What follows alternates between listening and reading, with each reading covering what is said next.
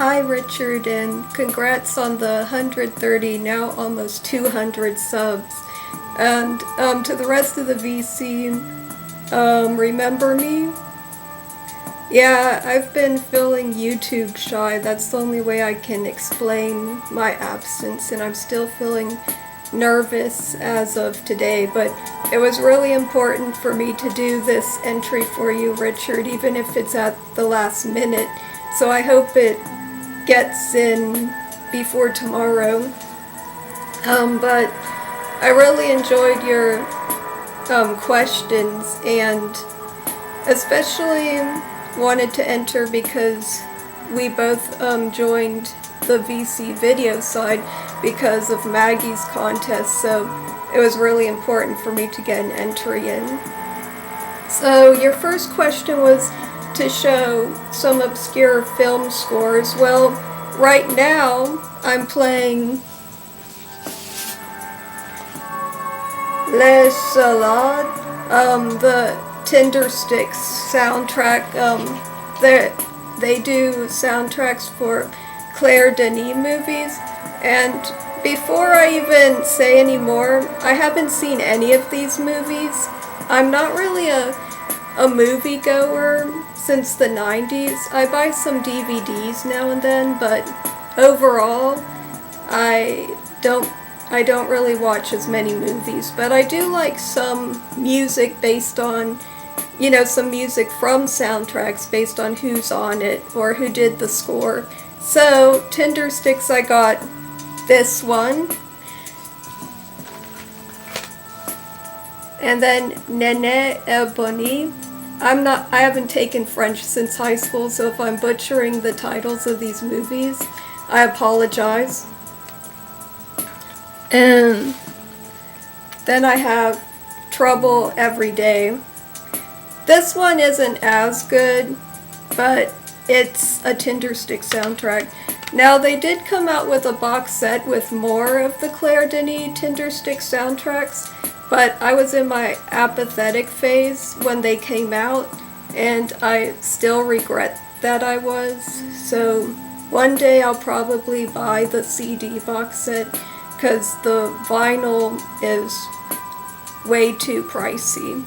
So I have that, and I don't know if these are considered obscure, but I have these two soundtracks, Oblivion and Drive, because I liked the Mondo artwork, and Oblivion because of M83. I love M83. So I like these soundtracks, but I've never seen the movies. I'd like to see Drive sometime though, because I know it was driven. See what I did there? But it was driven by the music I heard. So I would love to see that movie sometime. And the only obscure-ish soundtrack I have where I have seen the movie is the Norwegian Wood soundtrack. I mentioned Norwegian Wood in my first contest response to Maggie, so maybe you remember it. This is a great movie, and Johnny Greenwood from Radiohead did the score. And there's some Can songs on here too, so it's an overall great soundtrack. I actually don't think the Beatles' Norwegian Wood was on here because I think they couldn't do it justice, or either that or they didn't have the rights to it, but it was in the movie, so I'm not really sure why it's not on the soundtrack.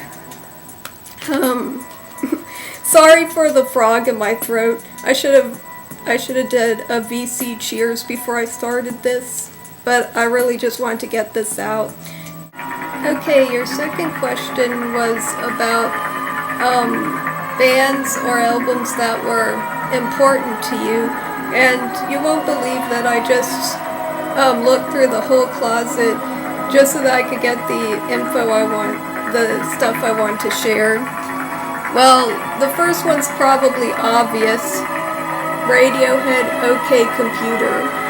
I first heard this in 11th grade in high school, and the reason that it's so important is because it helped ignite the creativity back in me. I was always very creative. Like as a kid, I used to write short stories and do crafts, but then once high school started, I just stopped doing it as much, especially when I got in my anxiety depression phase. Well, not a phase, but when it started, I was pretty much not really feeling like doing poetry or writing short stories or drawing, which as I've shown before, this was a drawing I did for my poetry notebook, and then I copied the OK Computer, meeting people is easy. So it really made me want to create stuff again. I even made some websites with Radiohead inspired layouts. I was big into web design for a while too, but I haven't done that in a little while, unfortunately. Web design got way too much for me with all the code, but the design elements I still really enjoyed creating. I also was big into From the Choir Girl Hotel by Tori Amos at the time, but for some reason I got rid of my whole Tori Amos CD collection, and I don't really know why. I guess I was turned off by female singers for a while, so that might be the reason, but I regret that, so I'll probably get those again, since her lyrics inspired some of my poetry, as well as Radiohead, which started my obscure poetry. Anyway, another one that's probably obvious is Red House Painters, the Roller Coaster album. This one, now, while some people think it's just depressive and about relationships, to me, I saw like that he was talking about anxiety at some points, and I'd listen to this when I was upset over things people would say to me and stuff. And where did I put that book? Sorry, I keep losing stuff here. This isn't a very organized video. Okay, I have the Mark Kozelek lyrics book, and I turned it to the first song I heard from this album, which was Strawberry Hill. And in the second part of the lyrics, that's where I really connected with them. It says, he's not like the other boys around here. He says nothing and sits in his room, and he's afraid to drive a car, so sad he is. And he's afraid to drive a car, so sad he is. And I never got my driver's license. I don't know if that's an obvious, but so when I saw that lyric, it sort of had that sense of dark humor to it, or the sense of connecting for me, that I'm not the only one who feels this way. Now, maybe I read into these lyrics too much, but I listened to this album so many times, and it helped me through a lot of hard times with friends not understanding the underlying issue of anxiety, that it's not just that you don't want to do it, it's just that you're afraid to do it. So, and actually these videos are kind of like that. I was afraid to do them at first, but then watching some of y'all on the VC helped, like Maggie. I really do like what you show, the indie, the jazz, the nice packaging of the limited edition stuff you show.